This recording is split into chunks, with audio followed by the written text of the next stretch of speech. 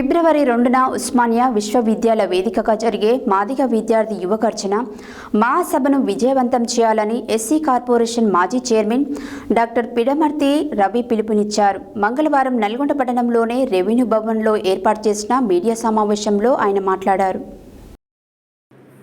మంగళవారం నల్గొండ పట్టణంలోని రెవెన్యూ భవన్ ఏర్పాటు చేసిన మీడియా సమావేశంలో ఆయన మాట్లాడుతూ వర్గీకరణపై అనుకూలంగా అన్ని రాష్ట్రాల కంటే ముందు రేవంత్ రెడ్డి కాంగ్రెస్ ప్రభుత్వం ఉందని అన్నారు.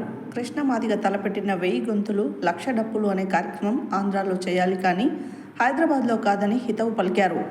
ఆది నుంచి బీజేపీకి అమ్ముడుపోయిన కృష్ణమాదిగ రేవంత్ రెడ్డి ప్రభుత్వంపై విషం కక్కడం సమంజసం కాదన్నారు. కాంగ్రెస్ ప్రభుత్వానికి వ్యతిరేకంగా ఇచ్చిన పిలుపుతో ఎస్సీ వర్గీకరణకు మాదిగలకు తీవ్ర నష్టం జరిగే ప్రమాదం ఉందని అన్నారు. మందకృష్ణ మాదిగ డిమాండ్ 1994 నాటి ఉమ్మడి రాష్ట్ర పాత డిమాండ్ తెలంగాణలో పనికిరాదని, తెలంగాణలో ఎస్సీ జనాభా 18%, అందులో మాదిగల జనాభా 12 కనుక జనాభా ప్రతిపాదికన 12% రిజర్వేషన్స్ రావాలంటే మాదిగలు కాంగ్రెస్ ప్రభుత్వం వైపు నిలవాలని అన్నారు.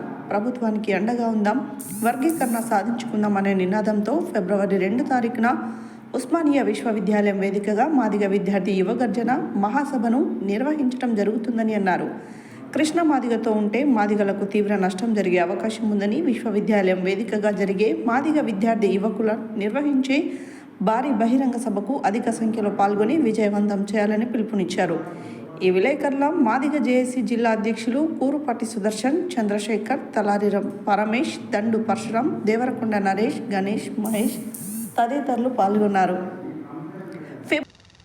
సుప్రీంకోర్టు తీర్పు వచ్చిన తర్వాత రేవంత్ రెడ్డి గారు వెంటనే తీర్పు వచ్చిన 1 గంటలోనే అసెంబ్లీలో ప్రకటించారు, నేను వర్గీకరణకు కట్టుబడి ఉన్నానని. అదేవిధంగా వెంటనే మంత్రివర్గ ఉపసంఘాన్ని ఉత్తమ్ కుమార్ రెడ్డి గారి ఆధ్వర్యంలో ఏర్పాటు చేశారు.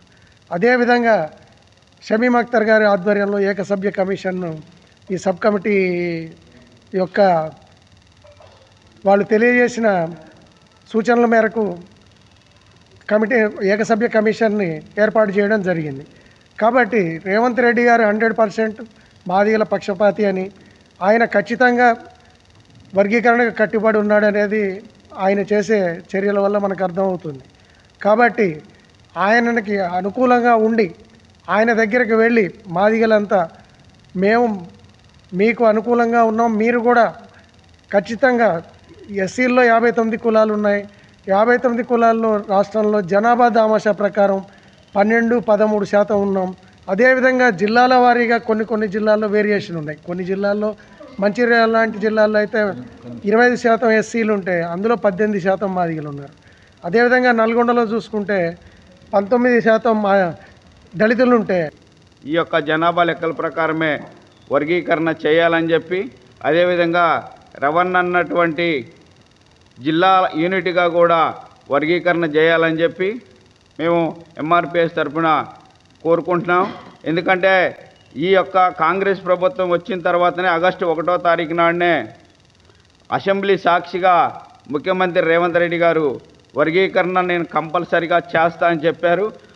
దాని తరుణంలోనే ఒక 4-5 అడుగులు ముందుకేసి వర్గీకరణ కంపల్సరిగా మాదిగలకు చేసి పెడతా అని చెప్పి చెప్తున్నాడు. కానీ ఇందులో కూడా మీరు చూశారు, ఆయన అసెంబ్లీ పార్లమెంట్ ఎన్నికల్లో కూడా బీజేపీకి ఓట్లు వేయాలని చెప్పి తిరిగిన మాట వాస్తవం. కాబట్టి ఈ యొక్క మాదిగలనే తరతరాల నాటి నుంచి వస్తున్నటువంటి ఆచారానికి మళ్ళీ ఆచార సాంప్రదాయాలకే తీసుకొని పోయే ప్రయత్నం జరుగుతుంది. కాబట్టి ఈ ప్రయత్నాలన్నింటినీ మనం తెలంగాణలో ఉన్నటువంటి మాదిగ సమాజం మొత్తం తిప్పికొట్టాలని చెప్పి 1,00,000 డప్పులు 1000 గొంతులనే మాజీ SC corporation chairman doctor Pidamarthi Ravi గారు నాయకత్వంలో నిర్వహిస్తున్నటువంటి ఉస్మానియా తెలంగాణ ఉద్యమానికి దిక్సూచి నిలిచినటువంటి, నిజాయితీగా నిష్పక్షపాతంగా నడిపిన ఉద్యమం ఆ ఉద్యమం యూనివర్సిటీది. ఈరోజు కూడా ఎస్సీ వర్గీకరణలో మేము భాగస్వాములు అవుతామని చెప్పేసి విద్యార్థి యువకులు ఫస్ట్ టైం ఒక వేదికగా మార్చుకొని ఉస్మానియా యూనివర్సిటీ వేదికగా తెలంగాణ మాదిగ విద్యార్థి యువగర్జనను ఫిబ్రవరి 2 తారీఖు నాడు పిలుపునిచ్చారు.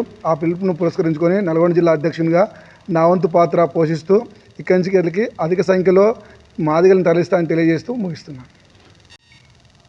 మాదిగలకు 12% రిజర్వేషన్ రావాలని, జిల్లాల వర్గీకరణ చేయాలని ఫిబ్రవరి 2వ తారీఖున యూనివర్సిటీ ఆర్ట్స్ కాలేజ్ వద్ద మాదిగ విద్యార్థి యువగర్జన కార్యక్రమాన్ని బహిరంగ సభ నిర్వహించబోతా ఉన్నాం.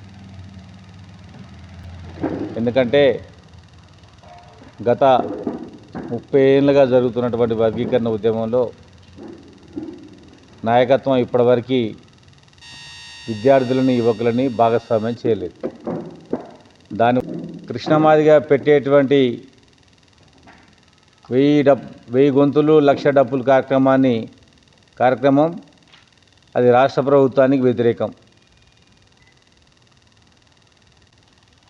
అతనితో తిరుగుతున్నటువంటి ప్రజా సంఘాలు కూడా చాలా తప్పు చేస్తున్నాయి.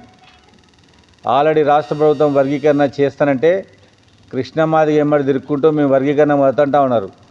ఎవరి మద్దతు అవసరం లేదు, రాష్ట్ర ప్రభుత్వమే వర్గీకరణ చేస్తుంది. కృష్ణమాదిగ నిజానికి ఆయన చేయాల్సిన ఉద్యమం నార్త్ ఇండియాలో చేసుకోవాలి, కర్ణాటకలో చేసుకోవాలి, తమిళనాడులో చేసుకోవాలి. కానీ ముఖ్యంగా ఆయన చేస్తున్నటువంటి ఈ కార్యక్రమం అమరావతిలో చేయాలి. ఎందుకంటే చంద్రబాబు నాయుడు గారు వర్గీకరణ మీద చాలా ఆలస్యంగా ఆయన పనిచేస్తున్నాడు. ఒక పని చేసింది చంద్రబాబు నాయుడు గారు, ఏకసభ్య కమిషన్ వేసింది. కానీ ఇక్కడ తెలంగాణ రాష్ట్రంలో రాష్ట్ర ముఖ్యమంత్రి గారు అసెంబ్లీలోనే ప్రకటన చేసిండు, మంత్రివర్గ ఉపసంఘం వేసిండు, మాలమాదిగ ఉద్యోగాలు లెక్కలు తెప్పించుకున్నాడు, ఏకసభ్య కమిషన్ వేసిండు. మాదిగలలో పెట్టినటువంటి గ్లోబల్ మాదిగ మీటింగ్లో కూడా వచ్చి మళ్ళొకసారి వర్గీకరణని కట్టుబడి ఉన్న చేస్తా అని చెప్పిండు. వర్గీకరణ ఖచ్చితంగా ఫిబ్రవరి లేదా ఏప్రిల్లో అసెంబ్లీలో చట్టం అయ్యేటట్టుగా కనిపిస్తూ ఉంది. మేము బహిరంగ సభ పెడుతున్నాం, అది రేవంత్ రెడ్డి గారికి మద్దతుగా పెడుతున్నాం. కాంగ్రెస్ వెంట నడుద్దాం, ఏబిసిడి సాధిద్దామని కూడా అంటున్నాం మేము. కానీ ఇక్కడ ఒక నాయకుడు ఈ వర్గీకరణ ఉద్యమం కాకపోవద్దని మాదిగ జాతిని మొత్తాన్ని కూడా బీజేపీ వైపు తీసుకుపోయే ప్రయత్నం చేస్తుండు. వచ్చే ఎన్నికల్లో బీజేపీ వచ్చిన తర్వాతనే ఏబిసిడి చేయాలని ఆయన కోరిక ఉంది. కానీ 30 ఏళ్ల పాటు మాదిగల విద్యా ఉద్యోగ రంగాలకు అన్ని రంగాలకు దూరమై ఉన్నారు. కాబట్టి వెంటనే వర్గీకరణ చేయాలని మేము ముఖ్యమంత్రి గారిని కోరుతున్నాం.